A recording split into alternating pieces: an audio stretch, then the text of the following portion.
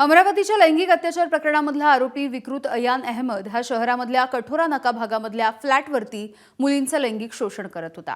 त्याच कठोरा भागामध्ये असलेल्या द कॅफे रॉयल 10 यामध्ये अयान मुलींना आणायचा। तिथे मुलींच्या सोबत वेळ घालवण्यासाठी अयान हा कॅफे चालकाला प्रति तास 400 रुपये देखील द्यायचा अशी माहिती मिळते। याच कॅफेमधून आढावा घेतलाय आमच्या प्रतिनिधींनी।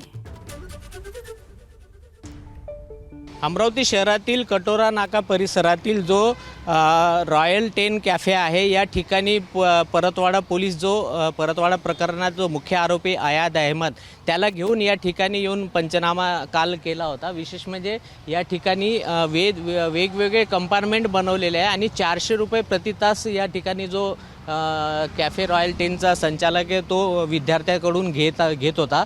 आणि विशेष म्हणजे या ठिकाणी अमरावती शहर पोलिसांनी 3 ते 4 वेळा या ठिकाणी रेड केलेली आहे हे विशेष। आणि या व्यतिरिक्त परतवाडा आणि अचलपूर या ठिकाणी सुद्धा जे कॅफे आहे ज्या ठिकाणी अयान अहमद मुलींना घेऊन जात होता तिथे त्यांच्याशी बोलत होता, जी मैत्री त्यानं केली होती आणि त्याचाच पंचनामा आता पोलिसांनी सुरू केलेला आहे। जो तपास आहे तो तपासाला वेग आलेला आहे आणि जो परतवाडा शहरातील वज्जर डॅम आहे ज्या ठिकाणी त्या ठिकाणी सुद्धा काही तरुणींशी त्यांनी संवाद केलेला आहे, त्या ठिकाणी फोटो काढलेले असं ज्या ठिकाणी तो गेलेला आहे त्या ठिकाणी आता अयान अहमदला पोलीस घेऊन जात आहे आणि पंचनामा करत आहे। आता जो तपास आहे त्या तपासाला आता वेग आलेला आहे। कॅमेरामॅन अमोल देशमुखचा प्रणय निर्माण, एबीपी माझा, अमरावती।